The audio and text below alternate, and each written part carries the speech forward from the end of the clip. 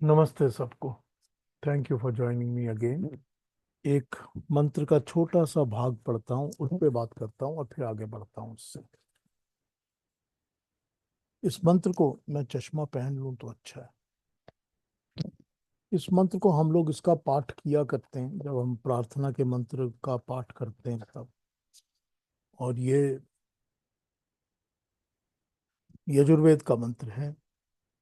ये मंत्र कहता है, हिरण्य गर्भा समवर्तताग्रे भूतस्य जाता।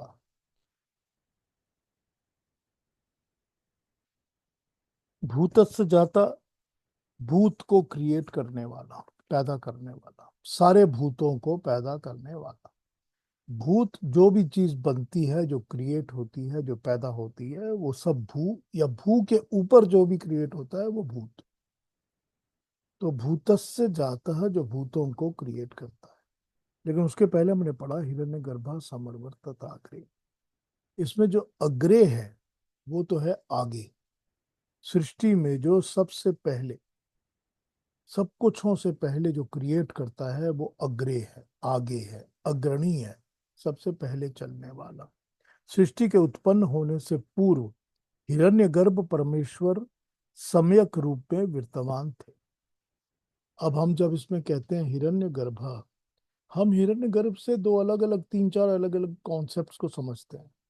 हिरण्यगर्भ का मतलब तो सिंपल ट्रांसलेशन में होता है गोल्डन वूम्ब। मतलब वो गर्भ जो गोल्ड कलर, गोल्डन हो, हिरण्य हो। लेकिन हिरण्य वर्ड का मतलब सिर्फ गोल्ड नहीं होता। हिरण्य वर्ड का मतलब चमक भी होती है, चमकने वाली चीजें भी होती हैं, सूरज भी होता है।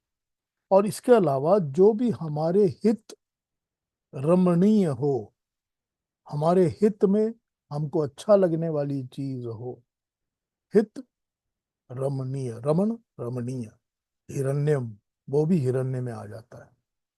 तो हिरण्य के काफी सारे मतलब होते हैं। लेकिन हमने ये देखा है यहाँ पर जब हम भूतस्य जाता की बात करते हैं कि वो परमात्मा जो है, ईश्वर जो है, वही हिरण्यगर्भ है। वो एक हिरण्यगर्भ बनाता तो है, ऐसा गर्भ बनाता है जो कि गोल्डन गर्भ है, जिसमें सब चीजें जमा होती हैं, पैदा होती हैं, टिकती हैं, चलती हैं आगे। लेकिन इसके अलावा वो खुद भी तो एक हिरण्यगर्भ है, क्योंकि उसके मानस पटल में, उसके दिमाग और दिल के अंदर ही तो सारी क्रिएशन पहले बनती है ना। आपके दिमाग में बनती है चीज तभी तो आप उसको क्रिएट करते हो ना। आप तो पहले कॉन्सेप्ट में सोचते हो कि मुझे ऐसी गाड़ी बनानी है, फिर आप पेपर पे बनाते हो, फिर कार्डबोर्ड की या मेटल की बनाते हो, फिर उसके बाद असली गाड़ी बनाते हो। तो उसकी कॉन्सेप्ट तो दिमाग में पहले आ जाती है ना। तो यहाँ पर कहते हैं कि सृष्टि तो केवल परमात्मा ही उस समय थे जब सृष्टि नहीं बनी थी, इनके अलावा और कुछ नहीं था। उनके गर्भ में ही सब सृजन के सामर्थ्य पल रहे थे। सृजन के सामर्थ्य, क्रिएट करने की कैपेबिलिटीज, सृजन के सामर्थ्य परमात्मा के गर्भ में ही पलते हैं बीज के रूप। जैसे माँ के गर्भ में पेट में बच्चा रहता है बीज के रूप, हमेशा ही रहता है बीज के रूप में माँ के गर्भ। तो माँ के गर्भ में तो बच्चा हमेशा रहता है बीज के रूप। उसी तरह से ये बीज रूप में रहता है। जब जन्म लेता है तो सभी उपकरणों से सुसज्जित और तैयार होकर जन्म लेता है। जब बच्चा जन्म लेता है पेट के अंदर से, जिसके अंदर वो बीज होता है, बीज के बाद जब वो प्रक्रिया शुरू होती है और जब वो पैदा होके बाहर आता है, तो कंप्लीटली ह्यूमन बीइंग फॉर्म में बन के पैदा निकलता है, वो इंसान बन के, सब उपकरणों से सुसज्जित, हर एक उपकरण से सुसज्जित। आंखें भी, नाक भी, कान भी, मस्तिष्क, दिमाग भी, दिल भी, पेट भी, खाने का सिस्टम भी, डाइजेशन, सब कुछ का, सब कुछ से सुसज्जित बच्चा जन्म लेता है। तो जब वो जन्म लेता है तो सब उपकरणों से सुसज्जित जन्म लेता है। वैसे ही सृष्टि का जन्म होता है हिरण्यगर्भ से, उस हिरण्यगर्भ से जो परमात्मा के पेट में पल रहा होता है। अपनी सृष्टि जो है हिरण्यगर परमात्मा की व्यवस्था और नियमों में संसार का सृजन के लिए पर्याप्त उपेक्षित उपकरण सामर्थ्य उपलब्ध करके अपनी साम्यावस्था उत्पन्न होकर सृष्टि निर्माण की प्रक्रिया के लिए प्रस्तुत हो जाती है। सृष्टि का कार्य आरंभ होता है इस तरह से जैसे कि परमात्मा के हिरण्यगर्भ में सब कुछ पल रहा है। अब ये वाले मंत्र को आज मैंने क्यों लिया? इस मंत्र को मैंने इसी लिया क्योंकि मैं आज नीलांजना जी की रिक्वेस्ट पर कुछ बातें आपको इंद्र के बारे में बताऊंगा जो हमारे वेदों में बताई गई। मैं होपफुली बहुत लंबा टाइम नहीं लूंगा, गीता की क्लास है हमारी, लेकिन फिर भी मैं इंद्र के ऊपर कुछ बात करूंगा जो कि आज हमने सोचा हुआ था कि हम करेंगे। अब एक तो पहला समझ लीजिए, सिंपल सिंपल ये है कि जो इंद्र शब्द है वो इंद्र में से निकल के आता है। व्युत्पत्ति, क्रिएशन, उस वर्ड की क्रिएशन, व्युत्पत्ति इंद्र से होती है। इंद्र, ई, आधा न और ध, इंद्र। ये इंद्र क्या होता है? इंद्र होती है कोई भी किस्म की एनर्जी या हीट, जिसके अंदर गर्मी हो, जिसके अंदर हीट हो और जो एनर्जी का काम करे, वो इंद्र है। वहीं से तो हमने ईंधन बनाया हुआ है ना, कि जो ईंधन होता है वो वहीं से तो बना है, इंद्र से ही तो बना है ना। और ये ईंधन से ही तो इंग्लिश वर्ड इंजन बना हुआ है ना। इंजन भी वर्ड ईंधन से ही बना है ना, उसी से बना है। तो जो भी चीज इस तरह काम करती है उसको हम इंद्र कहते हैं। और इंद्र का जो, क्या कहा जाए, मालिक होगा या उसकी कैपेबिलिटीज वाला होगा या उसमें सबसे ऊपर उत्तीर्ण होगा, उसको हम इंद्र कहेंगे। तो पहले तो हमको वर्ड समझ लेना चाहिए कि इंद्र का मतलब क्या होता है। जब हम वर्ड को समझते हैं, शब्द को, इंद्र में से बना हुआ है इंद्र। फिर यह समझना पड़ेगा कि वेद ये बताते हैं कि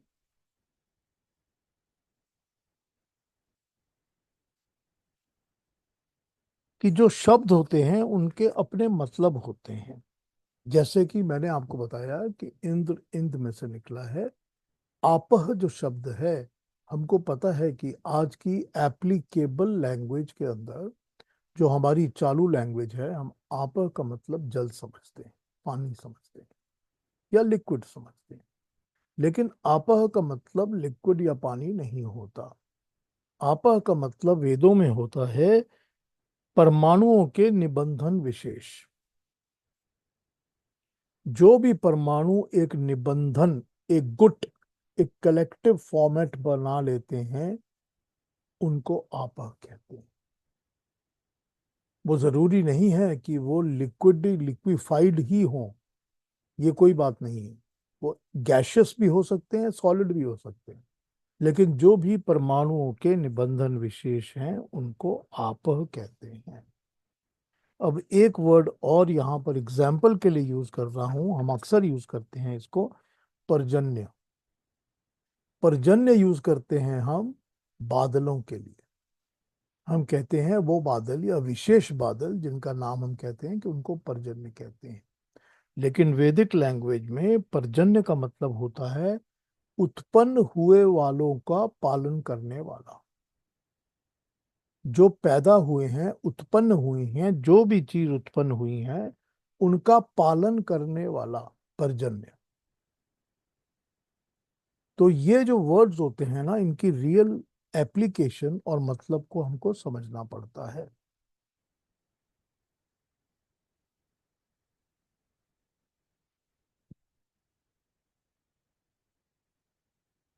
देख रहा हूं कि मैंने कहाँ रख दिया है इंद्र को। अब इंद्र में से जब इंद्रिय वर्ड बनता है ना, तो इंद्रिय मतलब का होता है कि जो इंद्र की शक्ति वाला होता है, जिसमें इंद्र का बल होता है, जिसमें इंद्र की शक्ति होती है, उसको हम इंद्रिय कहते हैं।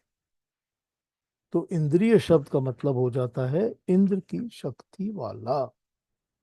अब यहां पर देखते हैं,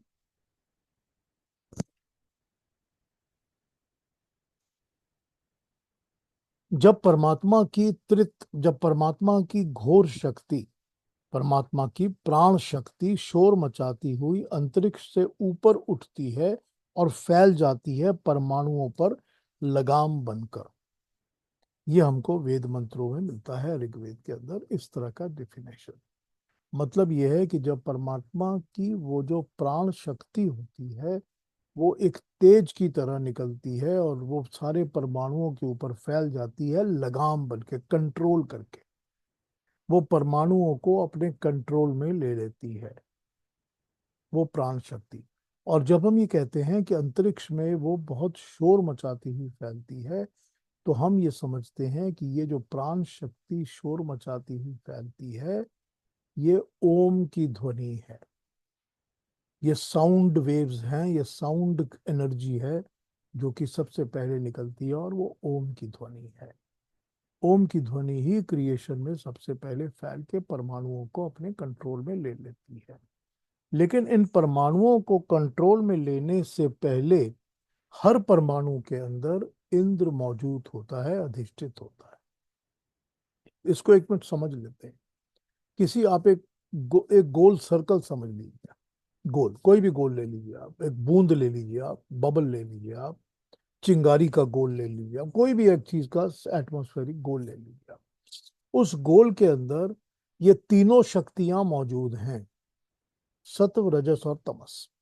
ये हर गोल में, ये हमने परमाणु को समझ लिया गोल, उसके अंदर ये तीन शक्तियां सब हमेशा हमें सबके अंदर मौजूद है।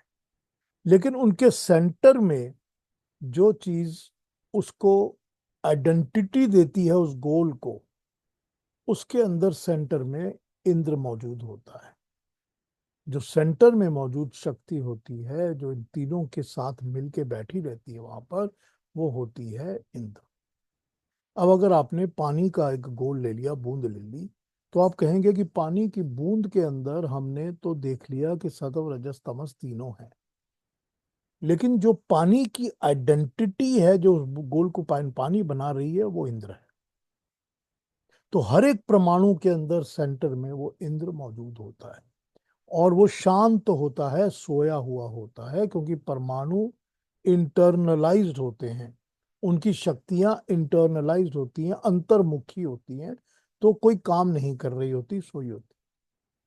जब परमात्मा की तेज शक्ति इन परमाणुओं पर पड़ती है तो ये एक्टिवेट हो जाती हैं। तो हर परमाणु का अंदर का बैठा हुआ इंद्र परमाणु से बाहर आ जाता है, वो बाहर झांकने लगता है।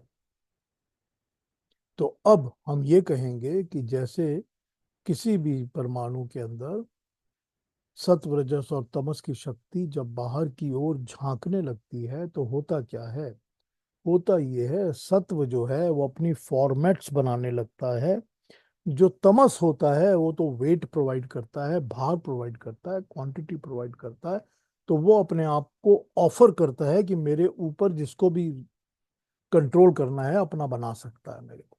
अगर वो पानी कंट्रोल करेगा तो मैं वाटरी वेट बन जाऊंगा, अगर अर्थ बनेगी तो मैं पृथ्वी का वेट बन जाऊंगा, अगर आकाश बनना है तो मैं बहुत हल्के वेट से आकाश में उड़ता रहूंगा।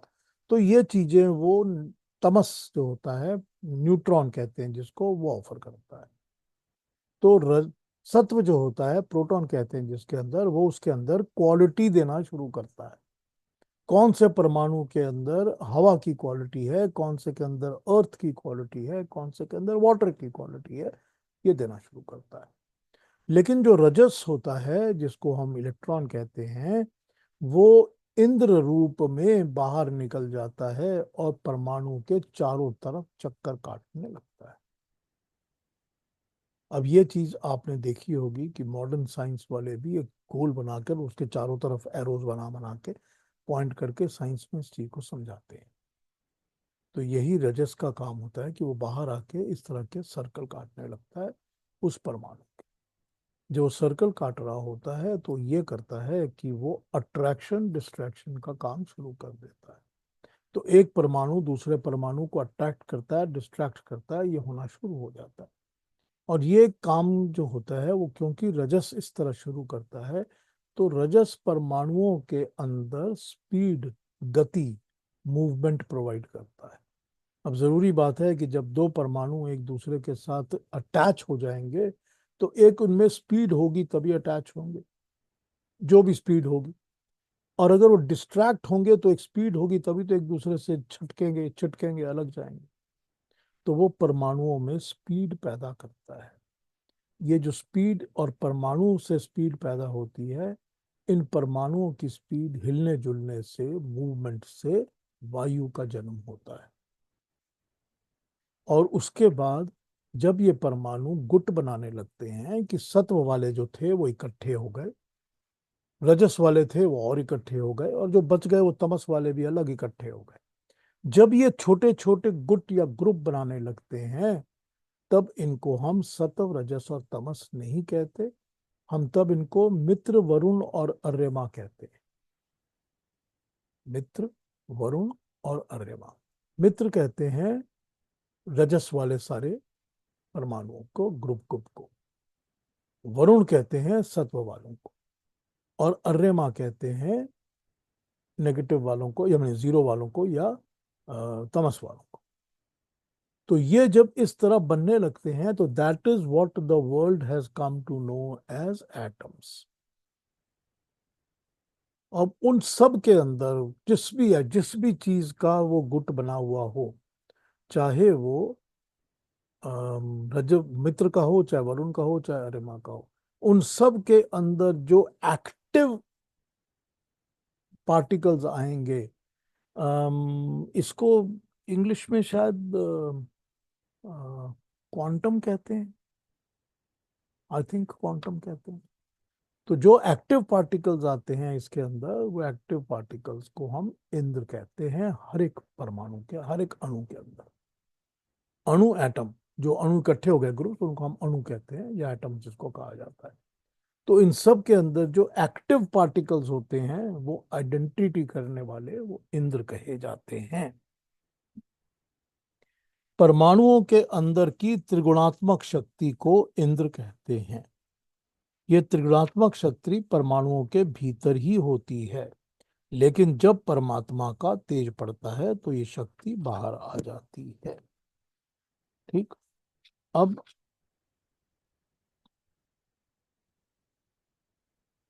ये जो इंद्र की शक्ति होती है, ये परमाणु के बाहर झांकना शुरू कर देती है।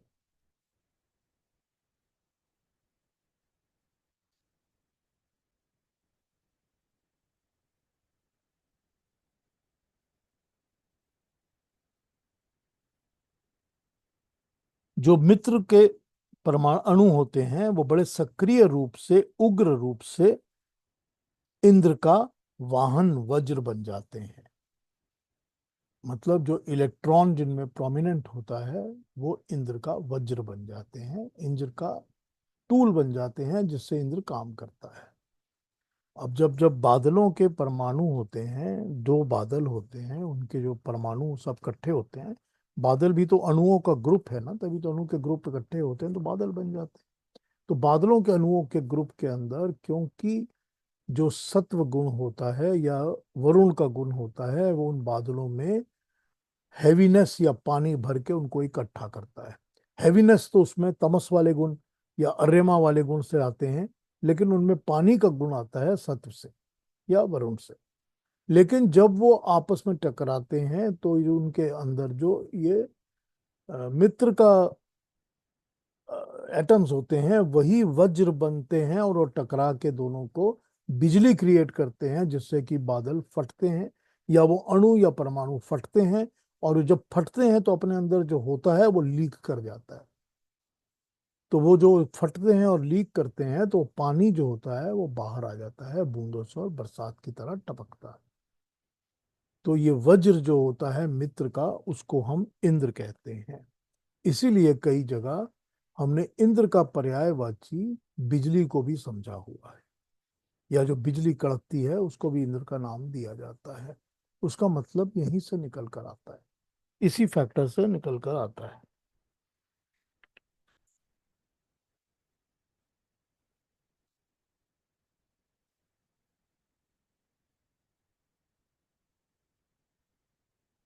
एक चीज और है कि मॉडर्न लैंग्वेज के अंदर हम इंद्र को नॉर्मली विद्युत की तरह समझते हैं कि जो विद्युत है वो इंद्र है। जितना भी विद्युत है अणुओं परमाणुओं के अंदर जो भी विद्युत है वो इंद्र है। तो इसके लिए इसी प्रकार हम इसको हम विद्युत ही समझते हैं। और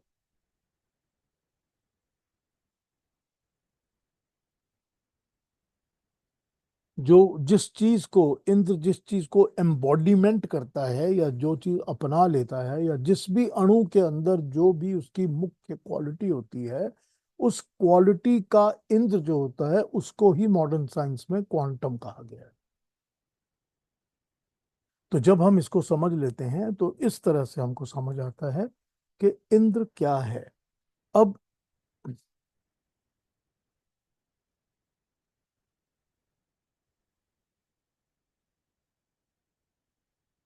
जो इंद्र के गुण होते हैं, जो भी इंद्र पर अणु और परमाणु के अंदर जो इंद्र होता है उसके जो गुण होते हैं, उनके गुणों को कहा गया है कि मन की तरह का गुण होता है इंद्र के अंदर।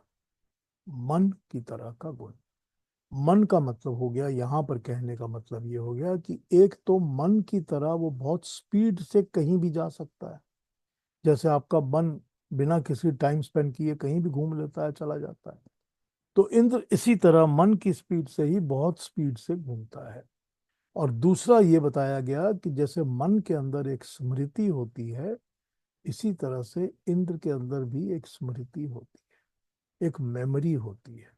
जैसे मन को पता होता है कि ये अच्छा था, ये बुरा था, यहाँ मजा आएगा, यहाँ दुख होगा, इसी तरह से इंद्र को भी एक मेमोरी होती है हर चीज की, कि यहाँ जाकर मैंने पहले बिजली कड़काई थी, लेकिन यहाँ जाके मैंने रोशनी पैदा की थी, और तीसरी जगह जाके मैंने एक बल और शक्ति शरीर के अंदर पैदा की थी। तो इंद्र उसी तरह से एक्ट करता है जहां वो जाता है, क्योंकि उसकी वो मेमोरी में आ जाता है। और इंद्र जब कंट्रोल करता है और मन की तरह लेके परमाणुओं को उड़ता है, तो उसकी सबसे हाई स्पीड में उड़ने वाले परमाणु, नो डाउट कि ये जो रजस वाले होते हैं या मित्र वाले परमाणु होते हैं, वो सबसे ज्यादा स्पीड पे एक्टिवेट हो रहे होते हैं। उसके साथ साथ ही जो वरुण वाले या सत वाले होते हैं, वो भी परमाणुओं को इंद्र उसी तरह उड़ा के लेके जाता है। सिर्फ जो आवेश रहित होते हैं, जिनमें कोई आवेश नहीं होता, चार्ज नहीं होता, वो होते हैं अर्यमा। उनको इंद्र नहीं उड़ा रहा होता, वो अपनी जगह बैठे होते हैं। अब जब इस चीज को आप देखेंगे तो आप ये देखेंगे कि कई जगह आपको मंत्रों में या हमारे दूसरी जगहों में ये रेफरेंस मिलेगी, जिसको हम कहते हैं कि ये इंद्र के अश्व हैं। अश्व मतलब घोड़े। तो जब यहाँ कहा जाता है कि इंद्र के अश्व, मतलब इंद्र के दो घोड़े हैं, एक मित्र घोड़े हैं और एक वरुण घोड़े हैं। तो इस तरह से उसको कंपेयर किया जाता है कि जैसे घोड़ों को लेके भगाता है वो, तो इस तरह से यहाँ पर उसके दो घोड़े हैं। अब इन दो घोड़ों में से ही अश्विनी कुमार का कॉन्सेप्ट जन्म लेता है। मतलब जो भी पेयर होता है, जिसका भी पेयर बनता है कि दो होने चाहिए, जब दो होने चाहिए तो उसको हम अश्विनी कुमार कहते हैं। जिसको कि हम बेसिक नॉलेज में तो मित्र और वरुण कह सकते हैं, कि जब मित्र और वरुण के परमाणु इकट्ठे होते हैं या अणु इकट्ठे होते हैं तो उसको हम अश्विनी कुमार कहते हैं पहले। लेकिन उसके बाद आप कहेंगे कि बाईं सांस और दाईं सांस अश्विनी कुमार है। फिर आप कहेंगे कि सूरज और चांद जो है वो अश्विनी कुमार की तरह है। तो इस तरह से हम कोई भी पेयरिंग जहां पर आती है वहां उसका हम नाम अश्विनी कुमार दे देते हैं।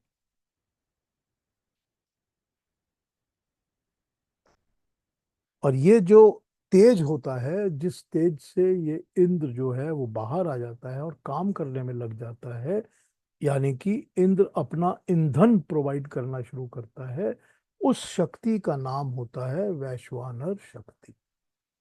वैश्वानर शक्ति विश्व का जो नर है उसकी शक्ति। इस सारे विश्व में जो नर काम कर रहा है उसकी शक्ति, उसको हम वैश्वानर शक्ति कहते हैं। तो ये थोड़े से कॉन्सेप्ट्स मैंने आपको बताए हैं।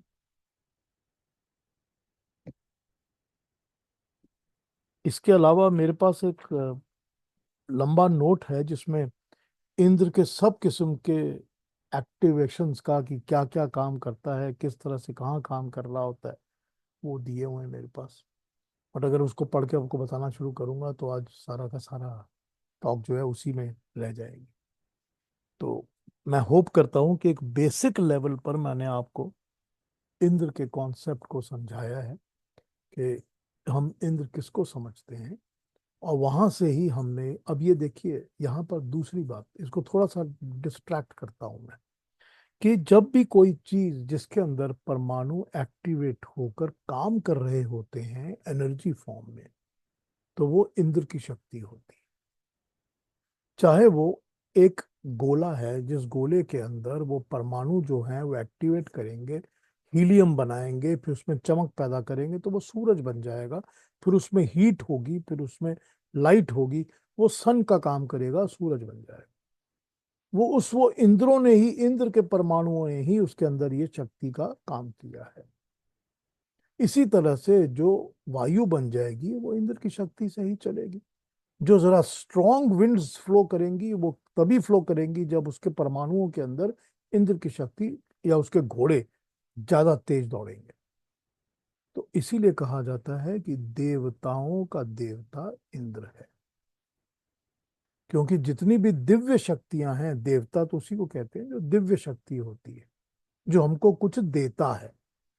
कोई भी जो कुछ देता है, वो वायु हमको प्राण देती है, सूरज हमको रोशनी देती है, जन्म देती है, चांद हमको सोम और रस देता है, औषधि देता है।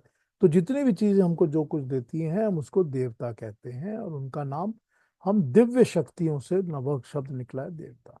तो जितनी भी दिव्य शक्तियां हैं वो अपने काम के लिए इंद्र को ही यूज करती हैं, और इंद्र ही उनकी मेन पावर सोर्स होता है या क्वालिटी सोर्स होता है, ये कह लीजिए। तो इसीलिए कहा जाता है इंद्र जो है वो देवताओं का देवता है। तो ये हमारे कॉन्सेप्ट्स हैं जो हमने इंद्र के बारे में लिए हैं। मैंने थोड़ा सा टच किया है, इसके ऊपर बहुत लंबी बात हो सकती है। I can do probably 6 weeks or 8 weeks of study only on Indra, but this is the basics. अब मैं होप करता हूँ कि ये मैं समझा सका हूँ और कंफ्यूज नहीं किया आप लोगों को, and I have been very clear in my explanations. तो सबसे पहले नीलांजना जी आप बताइए कि ये ठीक आपको लगा या नहीं लगा, समझ आया या नहीं समझ आया। This was like a totally different, like अ, मैं आंख, जैसे आंख खोलने वाली की मतलब बोलते हैं ना वो, completely new perspective. Thank you so much.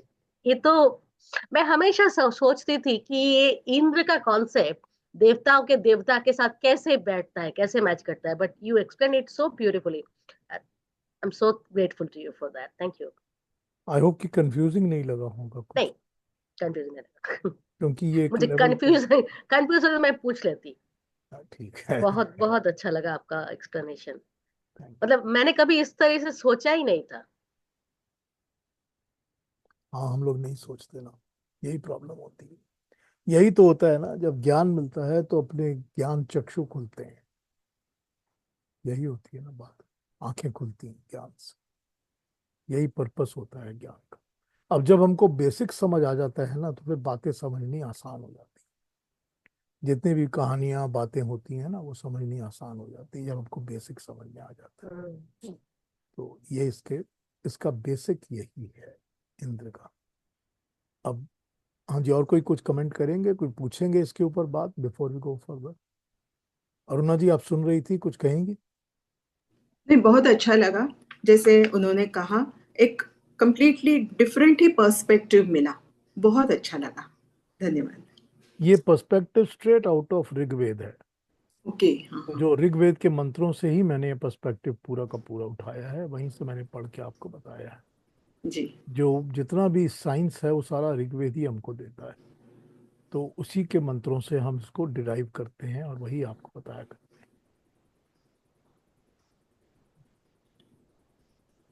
आइए अब आगे बढ़ते हैं। पिछले हफ्ते, लास्ट वीक, मैंने सगुण और निर्गुण परमात्मा की बात की थी कि जब भगवान कृष्ण सगुण परमेश्वर की बात करते हैं और निर्गुण की बात करते हैं, सगुण की बात करके तो उन्होंने 10th और 11th चैप्टर में अपने विभूतियों को भी और अपने विश्व रूप को भी दर्शाया है, और वो सारा कुछ बता दिया कि ये सगुण परमात्मा है। अगर तुम परमात्मा की भक्ति करना चाहते हो इस सगुण रूप में, इस रूप में, तो यूं करोगे। तो ये तो हो गई उनकी सगुण की डेफिनेशन। फिर वो कह देते हैं कि लेकिन इससे ज्यादा मुश्किल या इससे ज्यादा ऊपर की चीज होती है, जो होती है निर्गुण परमात्मा की भक्ति। फिर वो निर्गुण की बात भी कर लेते हैं कि जब आपको कुछ भी दिखता नहीं है, अव्यक्त परमात्मा जो है, जिसका कोई शरीर नहीं है, कुछ रूप नहीं है, कोई शेप साइज नहीं है, तो वो निर्गुण परमात्मा है। तो वो निर्गुण और सगुण परमात्मा की डेफिनेशंस बता देते हैं, और साथ साथ वो ये हमको बता देते हैं कि जो सगुण परमात्मा की भक्ति करते हैं उन भक्तों के अंदर कौन से गुण, क्वालिटीज होनी चाहिए, तो वो भक्त अच्छे बनेंगे।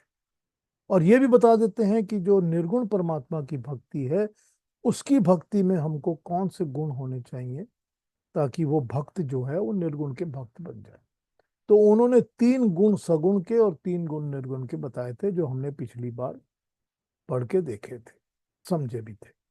तो ये हमने लास्ट टाइम कंप्लीट किया था। ये सारा का सारा 5th श्लोक, 5वें श्लोक के बाद उसी में से निकल कर आया है। अब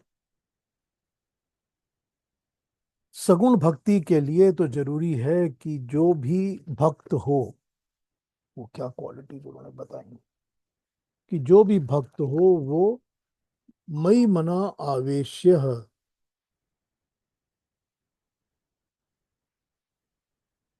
मन के अंदर मेरे को ही डाल के, मेरे आवेश, मेरे लक्ष्य के साथ ही अपने अंदर डाल ले। फिर नित्य युक्त, जो लक्ष्य वो बना ले मन के अंदर, या मुझको अपने मन के अंदर बैठा ले, मुझको लक्ष्य बना के अपने अंदर बैठा ले, उसको वो नित्य युक्त रहे, रोज उसके साथ वो युक्त रहे, रेगुलरली युक्त रहे, पीरियोडिकली नहीं हो सकता। और तीसरी उन्होंने बात कही थी परम श्रद्धा, ये काम होना चाहिए परम श्रद्धा के साथ, पूरी श्रद्धा के साथ। सत्य को धारण करना श्रद्धा होता है। उसके अंदर, सत्य के अंदर अंधविश्वास नहीं आता, अज्ञान नहीं आता, उसके अंदर सिर्फ सत्य आता है। तो सत्य को धारण करना श्रद्धा है। ये 3 उन्होंने क्वालिटीज बताई हैं जो सगुण रूप में परमात्मा की पूजा करते हैं। एक तो उनको श्रद्धा रखनी पड़ती है, दूसरा उनको नित्य युक्त होना पड़ता है, और तीसरा पूरी तरह से मन के अंदर परमात्मा के सगुण को, प्राप्ति के लक्ष्य को अपने अंदर बैठा लेना पड़ता है। ये उन्होंने 3 गुण बताए थे। इसी तरह से 3 गुण उन्होंने निर्गुण वाले के बताए हैं। निर्गुण की उपासना करने के लिए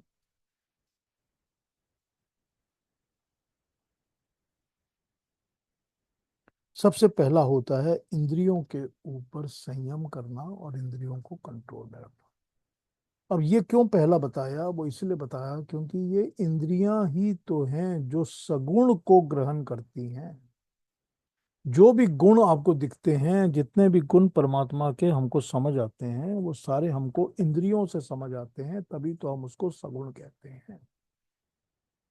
हम आंखों से ही तो उसके रूप को देखते हैं, हम फील करते हैं कि ये उसकी परमात्मा की, देखो कितनी सुंदर शक्ति है जो इतनी अच्छी वृष्टि और बारिश दे रहा है हमारे को। पानी जो है वो परमात्मा की शक्ति है, हम उसको स्किन फील करते हैं। जब हम उसको कानों से सुनते हैं, जब हम उसको नाक से सूंघते हैं, हमको उसकी शक्ति का पता चलता है। वो सारी की सारी उसकी शक्ति जो है हमको इंद्रियों से ही मिलती है, ऑर्गन्स, सेंसरी ऑर्गन से ही मिलती है। तो सबसे पहले तो इंद्रियों के ऊपर कंट्रोल करना और इंद्रियों को इन सब प्रकृति की चीजों से हटा लेना। जब आप ये काम करेंगे कि आप इंद्रियों पे कंट्रोल करेंगे और इंद्रियों से सब चीजों को हटा लेंगे, तो इसका क्या होगा? तब ये होगा कि आपको निर्गुण की तरफ जाने का बेस मिलेगा। तो निर्गुण भक्ति करने के लिए सगुण के ऊपर से अपनी इंद्रियों को हटाना पड़ेगा, और उसके लिए इंद्रिय निग्रह, इंद्रियों पे कंट्रोल करना बहुत जरूरी है। तो सबसे पहली कंडीशन तो है कि आपको अगर निर्गुण की भक्ति करनी है, वो परमात्मा जो ना दिखता है, ना व्यक्त होता है, ना किसी चीज में शामिल होता है, तब आपको पहले तो ये संसार की प्राकृतिक चीजों से, जो इंद्रियों से आपको दिखती हैं, आपको इंद्रिय निग्रह करना पड़ेगा। दूसरा है कंडीशन उसका, सर्वत्र समबुद्धया, सब चीजों में, हर चीज में परमात्मा को समझना और सबको इक्वल समझना, सबके साथ इक्वल रूप में व्यवहार करना, सबको इक्वल समझना और सबके साथ समभाव रखना। अब इस सम और सब के अंदर कहीं पर भी ये नहीं लिखा हुआ कि अपने जैसे सारे मेल के साथ ही मेल समझना, ये नहीं लिखा हुआ। यहाँ मेल फीमेल मैन वुमन कुछ नहीं है। यहाँ कोई ऐसी नहीं है कि रंग का काला हो या गोरा हो। यहाँ कोई ऐसी चीज नहीं है कि सिर्फ इंसान हो। सम के अंदर तो कुत्ते बिल्ली घोड़े भालू सब आ जाते हैं, कीड़े मकोड़े सब आ जाते हैं। और सम के अंदर प्राणी ही नहीं आ जाते, वो परमात्मा की क्रिएटेड सारी की सारी सृष्टि आ जाती है। उसके बनाए पेड़ पौधे, उसके बनाए नदी नाले, उसके बनाए पर्वत, सब कुछ आ जाता है। पत्थर भी आ जाते हैं, सब आ जाता है। तभी आप कह सकते हैं कि ये सर्वत्र समबुद्धया, कि मैं समबुद्धि वाला हूं, जो सब में परमात्मा की शक्ति को देखता हूँ, इक्वल समझता हूँ, सबकी उसी तरह इज्जत करता हूँ। तो निर्गुण परमात्मा की भक्ति करने का सेकंड कंडीशन जो है, प्री कंडीशन जो है, वो समबुद्धया है। पहली हो गई कि इंद्रियों को कंट्रोल में रखो, दूसरी हो गई समबुद्धि, तीसरी हो गई सर्वभूत हिते रतः, सभी के भूत के हित के लिए, जो भी क्रिएटेड चीजें हैं, भूत हैं भू हैं, जो भी क्रिएटेड चीजें हैं दुनिया में, उनके हित में हर कर्म को करो। तो जब आप हर कर्म को उसके हित में करोगे, जो सभी के हित में करोगे, तो आप स्वार्थ का कोई काम करोगे ही नहीं। जब स्वार्थ का काम नहीं करोगे तो निष्काम हो जाएगा काम। और जब सभी के भले के लिए काम करोगे तो अपने आप सम बुद्धि आएगी, तभी तो सभी के भले के लिए काम करोगे, वरना तो करोगे ही नहीं। तो जब इस तरह से आप अपने कर्मों को करोगे, तो आपके लिए निर्गुण परमात्मा की उपासना का द्वार खुलेगा। ये हमने देखा कि 5वें श्लोक में भगवान कृष्ण ने कंडीशन समझाई है और तरीका समझाया है। यही खूबी है गीता की, कि वो हर चीज का एक मोडस ऑपरेंडी हमारे सामने रख देते हैं, हाउ टू प्रेजेंट कर देते हैं हमारे सामने। ये एक थ्योरी रख के छोड़ नहीं देते हैं। ये नहीं कह देते कि ये देखो भाई, ये सबसे अच्छी चीज है क्योंकि मैं कह रहा हूं इसलिए अच्छी है। वो फिर उसको कैसे करना है ये भी समझाते हैं, नहीं करेंगे तो क्या होगा वो भी समझा देते हैं, और 1 2 3 4 स्टेप्स क्या होने चाहिए वो भी समझा देते हैं। तो वो तो बिल्कुल पूरी तरह से ले आउट करके आपके सामने रख देते हैं। You have to do this to get this, you have to take these steps, 1 2 3 4, ये स्टेप्स लोगे तो ये मिलेगा। इस तरह से वो अपनी बात को गीता में रखते हैं। तो यहाँ पर क्योंकि अभी हमने 10वें और 11वें चैप्टर में परमात्मा की विभूतियां देखी हैं। 10वें चैप्टर में हमने देखा था परमात्मा का के द्वारा क्रिएटेड सारी चीजों के बारे में परमात्मा ने बताया था, और 11वें चैप्टर में उन्होंने अपना विश्व रूप दिखाकर कहा ये सब मेरे अंदर ही है, मैं इसी में हूँ। तो 12वें चैप्टर में भी वो भक्ति की ही बात कर रहे हैं कि तुमने देख तो लिया है, सब कुछ समझ भी लिया है, भक्त कैसे बनोगे, इन चीजों के भक्त कैसे बनोगे। और क्योंकि अर्जुन ने ये बात पूछ ली है कि भक्त बनने के लिए क्या ये सगुण रूप का ही भक्ति हो सकती है, तभी तो उन्होंने जवाब दिया कि सगुण रूप की भक्ति हो सकती है, उसकी ये कंडीशंस है। लेकिन जो निर्गुण रूप की भक्ति करते हैं उनके लिए ये कंडीशंस हैं, क्योंकि परमात्मा तो असल में अव्यक्त ही है। तुमको तो परमात्मा को उसी तरह समझना पड़ेगा कि वो ना पैदा होता है, ना कभी सामने आता है, ना दिखता है। उसको समझने के लिए, उसकी भक्ति के लिए ये कंडीशंस हैं। तो अब जैसा कुछ विचारक इसके बारे में लिखते हैं, हम ये भी समझ सकते हैं कि हमको स्टार्टिंग पॉइंट तो सगुण भक्ति दे दी कि तुम यहां से शुरू कर लो भाई, तुमको अगर भक्त बनना ही है, तुमको अगर कुछ और समझ में नहीं आ रहा, तो तुम इस तरह समझ लो। तुम पर्वतों में, नालों में, नदियों में, सूर्य में, चंद्र में, इन सब चीजों में मुझको देखो और समझो कि ये मैं हूँ।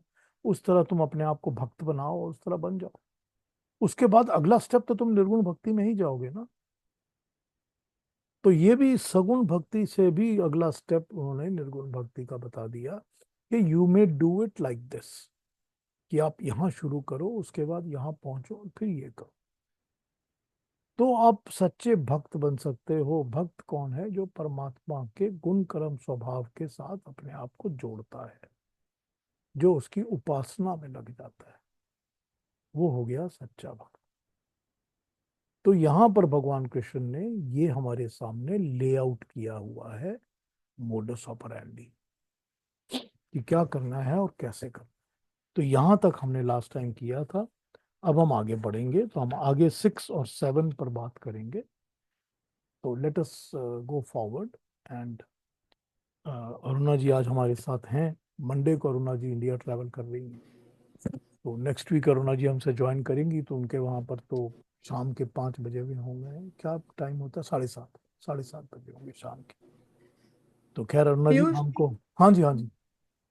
इज इट सद्गुण में जो मैंने सुना, शायद मैंने मिस कर दिया, is it only Shraddha that is required और कुछ नहीं? सगुण की 3 कंडीशंस, निर्गुण की 3 कंडीशंस। अच्छा, सगुण तीन थे। उपासना की 3 कंडीशंस में पहली कंडीशंस है मई मना आवेश्य। आवेश की तरह, पैशन की तरह तुमको अपने मन के अंदर मेरे को प्राप्त करने का लक्ष्य रखना पड़ेगा। हम्म। तो नंबर 1 हो गया कि आपको लक्ष्य रखना पड़ेगा अपने मन के अंदर मुझे प्राप्त करने के लिए। दूसरी कंडीशन हो गई नित्य युक्त। ये नहीं हो सकता कि तुम आज 10 मिनट के लिए तो अपने मन में मेरे को रख रहे हो, कल 15 मिनट रख रहे हो। ये नहीं हो सकता। Constantly 24 hours 24/7 you have to have नित्य युक्त, मेरे साथ जुड़े रहना पड़ेगा हमेशा।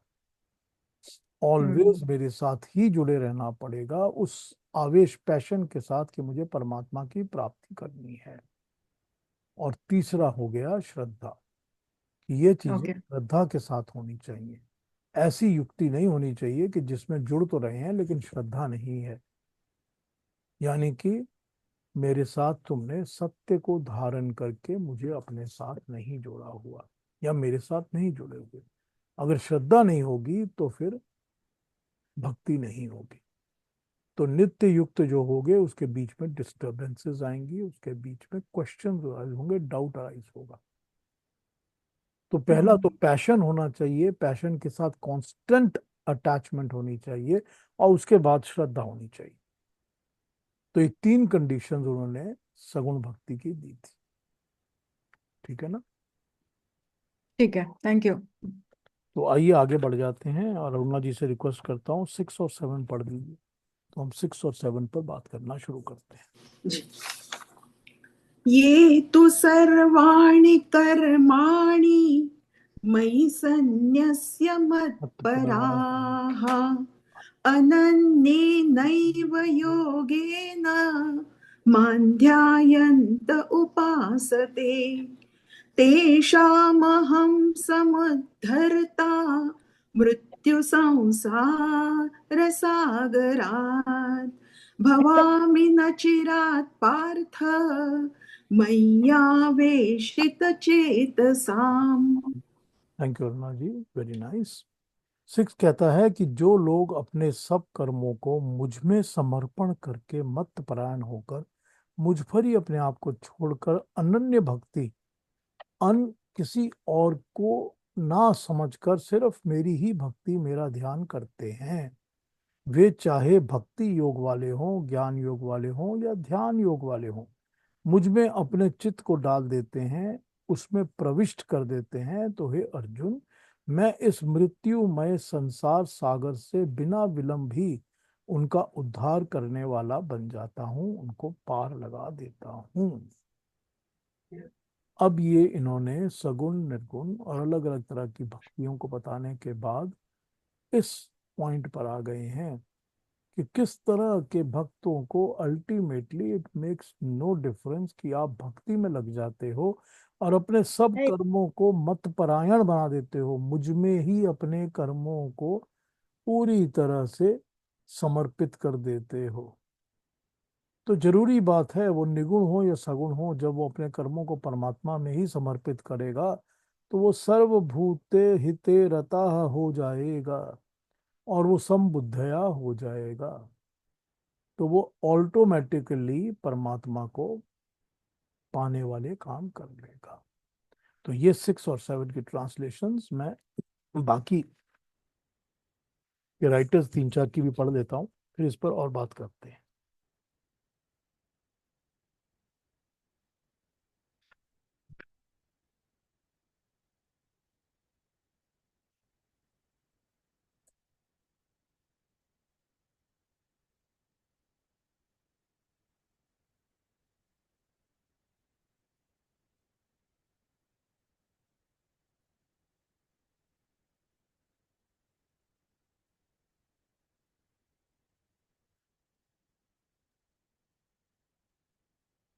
On the other hand, those depending exclusively on me and surrendering all actions to me worship me with all my attributes constantly meditating on me with single-minded devotion.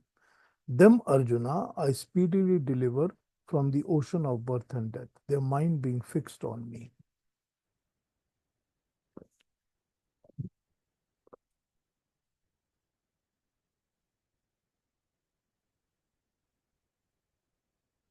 जो लोग मुझे गुरु समझकर मेरे सदृश बनने में तत्पर सच्चे प्रभु भक्त के रूप में मेरा ध्यान करते हुए मेरी तरह ही अनन्य योग से मेरे उपास्य देव परमात्मा की उपासना करते हैं, मैं उन मेरे सदृश बनने में चित लगाने वाले भक्तों को शीघ्र ही पग पग पर मृत्यु भय से संसार सागर में उद्धार देने वाला बन जाता हूँ।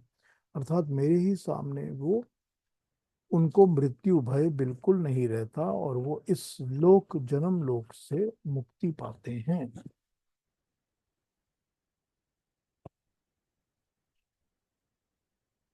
परंतु मेरे परमात्मा के परायण हुए भक्तजन संपूर्ण कर्मों को मुझ में परमात्मा में अर्पण करके मेरी परमात्मा की एकाग्र चित्त से ध्यान योग की क्रिया से निरंतर करते हैं, वे ही मेरे परमात्मा की उपासना सच्ची उपासना कर रहे होते हैं। हे अर्जुन, उन मेरे चित्त लगाने वाले भक्तों का मैं परमात्मा शीघ्र ही इस मरणशील संसार सागर से उद्धार कर देता हूँ। अब इसमें नोट्स हैं, वो भी पढ़ लेता हूँ क्या लिखा है। श्लोक 12.2, 12.3, 12.4 में किंचित भी गहराई से अध्ययन किया जाए तो पता चलेगा कि दोनों में अंतर नहीं है।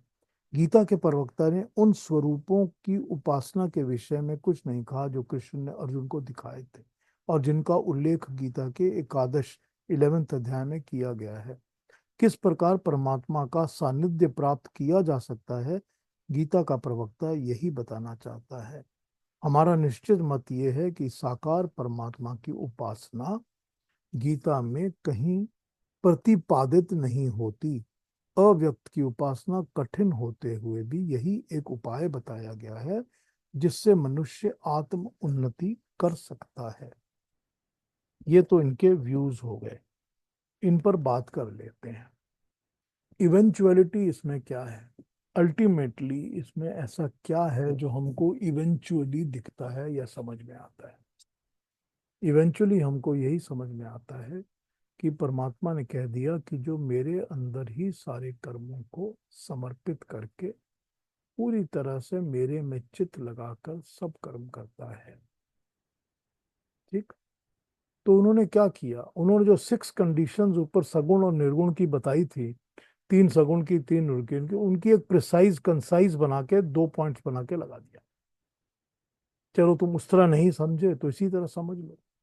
तुम ये समझ लो कि जो भी तुम कर्म करोगे सब मेरे को ही समर्पण करोगे, कि मैं अपने लिए तो कोई कर्म कर ही नहीं रहा, परमात्मा, मैं परमात्मा कर्म ही कर रहा हूं तुम्हारे को समर्पण करके तुम्हारे लिए। तो जब हम परमात्मा पर ही समर्पण करके सारे कर्म करेंगे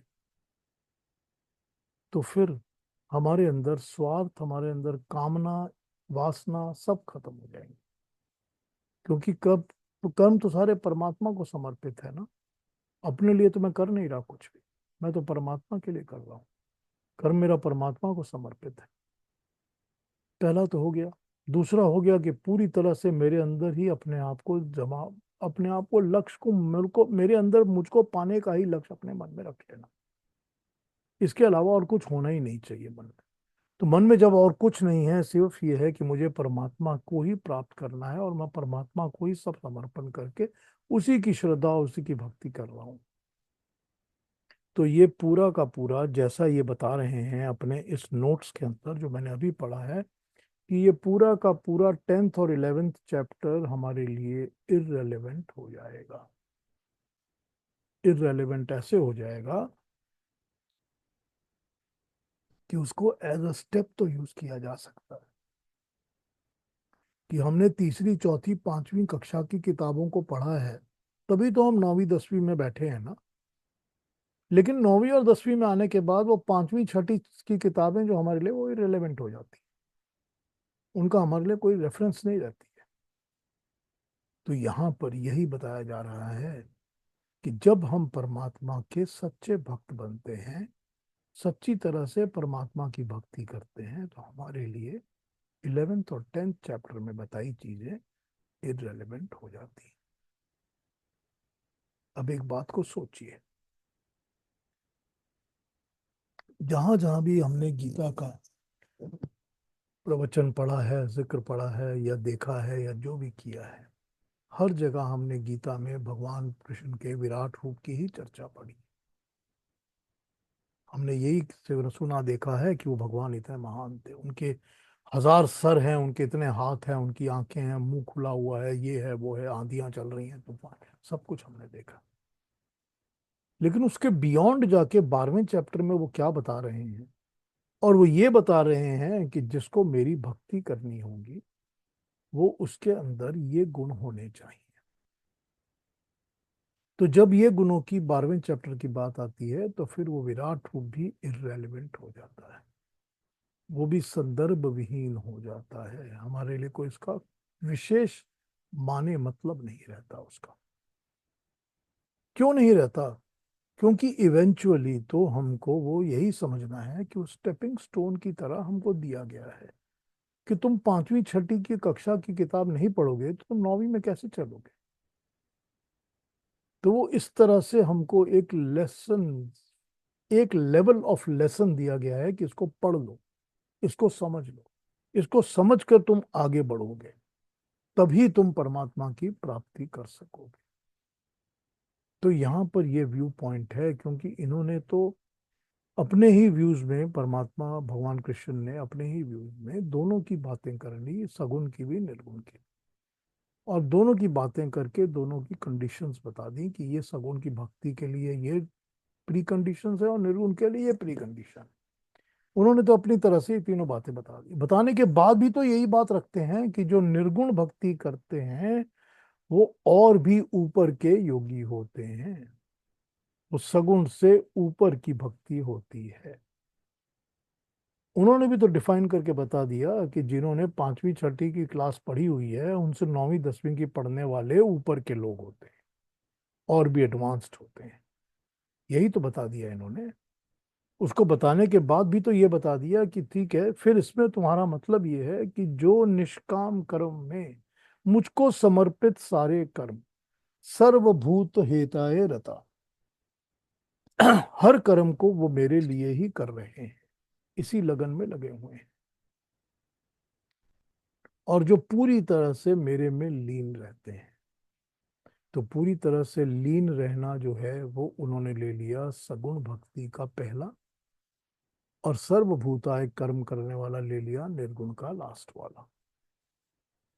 तो इस तरह से उन्होंने आपको ये बता दिया कि चलो तुम ये 6 पॉइंट्स नहीं याद रखते सकते तो ये 2 पॉइंट्स को याद रखो। जब 2 पॉइंट्स को याद रखोगे तो तुम्हारे लिए अगला स्टेप खुल जाएगा कि तुम मेरे उस स्वरूप की भक्ति करोगे, फिर मैं हाथ बढ़ा के तुमको अपने गले से लगा लूंगा। ये तो बार बार कहते हैं, I am not far away, मैं तो तुम्हारे पास ही हूं ना, तुम प्रयत्न तो करो, तुम ये कंडीशंस पूरी करो, तुम आओ तो सही रास्ते पर, उसके बाद तो मैं हूं ना। और यही तो कह रहे हैं ना कि जब तुम आओगे इस रास्ते तो पर, तो मैं अपने उस भक्त को, चाहे वो जिस मर्जी रास्ते से आया हो, चाहे वो सगुन सगुन सगुन की भक्ति करके ही आया हो, चाहे वो कर्मों को करके ही आया हो, चाहे वो ज्ञान योगी हो, और या वो ध्यान योगी हो जो कि सिर्फ ध्यान लगाता है, जो भी हो, जब तुम इन कंडीशंस को करके मेरे पास आओगे, तब मैं तुमको इस दुनिया के जन्म मरण के सागर से निकाल कर पार लगा दूंगा। मैं तुमको इन सब चीजों से छुटकारा दिला दूंगा, दुखों से, प्रॉब्लम से, चिंताओं से, सब चीजों से मैं तुमको छुटकारा दिला दूंगा। मैं तुमको जन्म मरण के चक्कर से छुटकारा दिला दूंगा। ये वो उनकी एक, क्या कहा जाता है, ब्लैंक चेक, गारंटी। वो गारंटी इशू कर देते हैं ना कि ये देखो, ये मेरी गारंटी, कि तुम ये तो कह ही नहीं सकते कि मैंने इतना कुछ किया है, ये करूंगा क्यों, मैं क्यों करूं। मैं ये सगुण की भक्ति, निर्गुण की भक्ति, उसके बाद बिना परमात्मा के किसी व्यक्त रूप की भक्ति, और ये सब काम करूंगा, तो मुझको क्या मिलेगा? क्या मिलेगा का भी तो एक, जो अल्टीमेटली गोल्ड मेडल मिलेगा, वो गोल्ड मेडल भी तो बता दिया ना उन्होंने। ये मैं दूंगा तुमको इस तरह, जब तुम इतनी मेहनत करोगे और इतना मेहनत करके पूरी कंपटीशन में नंबर 1 आ जाओगे, तो तुमको गोल्ड मेडल मैं पहनाऊंगा। लटका दिया सामने उन्होंने, है ना। यही वो बता रहे हैं कि मैं तो हूं ही ना। एक गारंटी तो होनी चाहिए ना, वरना हम कर क्यों रहे हैं ना। ह्यूमन बीइंग माइंड तो ऐसा ही होता है, ह्यूमन माइंड तो करना नहीं चाहता जब तक उसको की कोई चीज की गारंटी ना मिले। कि हमको पता है कि हम सारा दिन नौकरी का काम कर रहे हैं, पेशा कर रहे हैं, तो हमको उसके बाद एक चेक मिलेगा, ये तो पता है ना, हमारी कोई गारंटी है ना। तो ये ह्यूमन माइंड की कंडीशन ही ऐसी होती है, इसी को भगवान कृष्ण बार बार कंडीशनिंग कर रहे हैं, और हमको ये बता रहे हैं कि भक्ति कैसी करनी है, कैसा भक्त तुमको बनना है। तो यहाँ पर वही बात होती है कि एक स्टेपिंग लेवल के तरह, सीढ़ियों की तरह उन्होंने हमको बताया है। तो उसी तरह से 11वें और 10वें चैप्टर की विभूतियां भी, सगुण रूप भी, विराट रूप भी, सब उन्होंने बताया है। उसके बाद आपको जाना कहाँ है, ये भी उन्होंने डिफाइन कर दिया, और 12वें चैप्टर तक आते आते उन्होंने हमको ये प्रॉपरली क्लासिफाई करके बता दिया कि इस तरह की भक्ति करोगे तो मुझे प्राप्त करोगे। अब जब वो अपने विराट रूप को दिखा रहे थे, तब तो उन्होंने कहा नहीं ना कि अच्छा अब तुम मेरे पैर पकड़ लो तो मैं तुमको जन्म मरण के बंधन से मुक्त कर दूंगा। तब तो उन्होंने ये सेंटेंस कहा नहीं। इसके लिए तो वो वेट कर रहे थे कि तुमको मैं नेक्स्ट लेवल तक लेके तो जाऊं पहले, कि तुमको मेरे इस रूप से, इस विभूतियों से ऊपर उठ के निर्गुण, निर्व्यक्त परमात्मा, अव्यक्त परमात्मा की ही पूजा करनी, उसी की भक्ति करनी।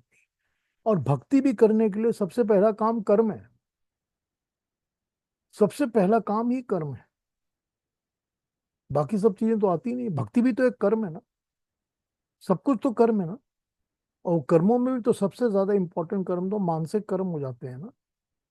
जब मन के अंदर ही आ जाता है कि मैंने सबको एक बराबर करना है और मैंने सब कर्म परमात्मा को अर्पण करके करने हैं, सबसे पहले तो मन के अंदर ही आएगा, तभी तो काम करेंगे ना। तभी तो बाकी की चीजें काम करेंगी, शरीर काम करेगा, एक्शन काम करेंगे। तो तुम करके तो देखो, फिर तो मैं हूं ना।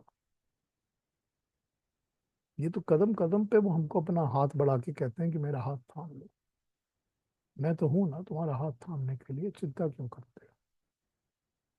तो ये 12वें चैप्टर के 6-7 में हमको भगवान कृष्ण यही बता रहे हैं, यही गारंटी दे रहे हैं। तो आज हमने 6-7 पे बात की, कल हम आगे बढ़ेंगे। कोई क्वेश्चंस हो, कंसर्न्स हो, कोई बात कहनी हो, कोई पूछनी हो तो पूछ लीजिए, अपने आप अनम्यूट करके पूछ लीजिए।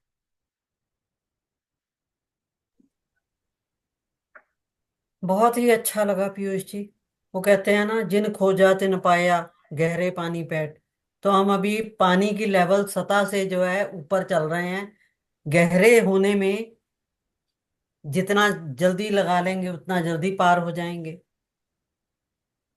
Thank you Prabha ji. पार तो हमको ही जाना है ना, पार हम ही को जाना है। तैरना हमको ही हम्म पड़ेगा, तैरना तो हमको ही पड़ेगा। बिल्कुल बिल्कुल। हाँ जी। खोज रहे हैं। पर आज अच्छा बहुत बोला अच्छा प्रभा लगा जी, आपने बहुत अच्छा जी। बोला प्रभा जी। नमस्ते Indira ji.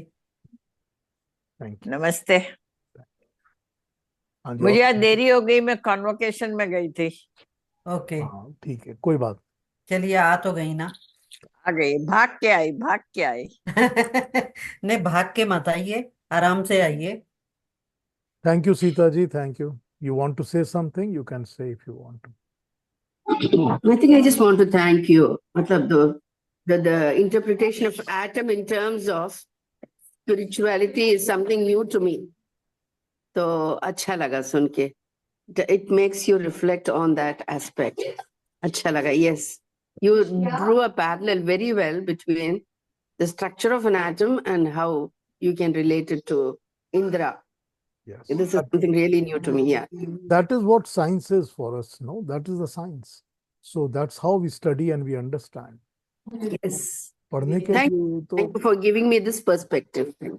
that is the reality. That's what we have in the Vedas. That's how we have to understand it. Thank you. Thank you. हाँ जी, और कोई कुछ कहेंगे? इंदिरा जी क्या कहना चाहती हैं, बताइए। मैंने तो मिस कर लिया, उसका बहुत दुख हो गया मेरे को तो। आप सुन लीजिएगा, रिकॉर्डिंग सुन लीजिएगा। हाँ, वो तो सुन ही लूंगी मैं, पर बाकी का सुनना, वो सगुण और निर्गुण का बहुत अच्छा लगा। पिछली बार उसको डिटेल में बताया था, हाँ, बहुत अच्छा लगा। समराइज किया। नहीं, जबकि आप पहले भी किसी उसमें आ चुका है सगुन निर्गुण का, लेकिन जितना जितना वो कहते हैं ना, गहराई में जाते जाओगे उतना उतना आपको आनंद आएगा। हम्म ठीक बात। और जी कुछ कहेंगे? जी, बहुत ही अच्छा लगा पीयूष जी। लेकिन एक मन में आया कि ये मनुष्य का जन्म जो हमें मिला है, वो इसीलिए मिला है जो आपने कहा, साधना के लिए, सगुण और सगुण से निर्गुण की तरफ, और आपने जो लेवल्स बताई, एक मन में आया कि ये तो एक जन्म का काम नहीं है, ये तो जन्मों जन्मों का चलने वाला है। और सही बात है। अगर इस जन्म में हमने सही रास्ता नहीं चुना, तो क्या गारंटी हमें अगला जन्म फिर मनुष्य का नहीं मिला, तो फिर इंटरप्शन। तो हमारे ये मनुष्य जन्म में कितनी रिस्पॉन्सिबिलिटी से हमें काम करने की जरूरत है, ये सोच के ही मैं बहुत हैरान हो गई हूँ।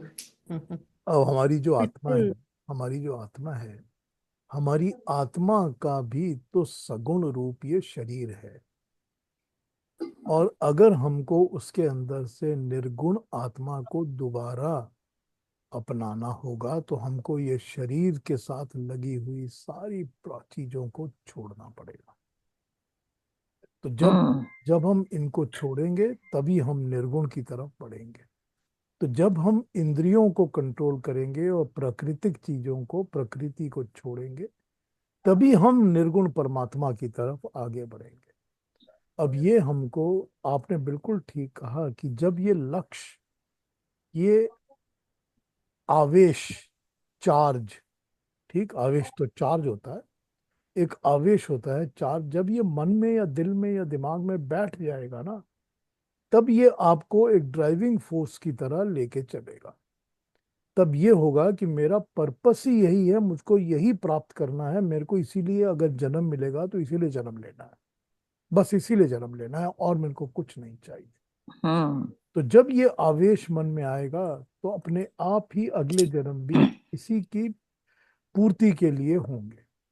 जैसे भगवान कृष्ण ने भी तो कहा है ना कि मैंने कितने जन्म लिए हैं इससे पहले, तो उन्होंने भी तो जन्म लिए हुए हैं ना। तो जन्म लेने के बाद ही तो वो उस लेवल तक पहुंचे हैं ना कि वो इस जन्म मुक्ति, मरण और जन्म के बंधन से मुक्त हो गए। तो हमको भी मुक्ति अगर चाहिए, तो हम उसी को तो पूछ सकते हैं जिसने अटेन किया हुआ है। जो एक्सपर्ट है इस मामले में, जो इस रास्ते से जा चुका है, जो ट्रैवल कर चुका है इस रास्ते पर, हम उसी को पूछेंगे ना, भाई क्या क्या कहाँ जाना है, कैसे जाना है, डायरेक्शन बताओ। हम्म तो यही तो भगवान कृष्ण कर रहे हैं ना, हमारे मार्गदर्शन तो इसी तरह कर रहे हैं। तो हमको समझ में ही ऐसे ही आएगा कि जब हमको पता है कि जब उस भगवान कृष्ण को भी कई जन्म लेने पड़े थे, हमको भी अगर लेने पड़ रहे हैं तो कोई बात नहीं, लेकिन हमारा लक्ष्य एक ही है बस।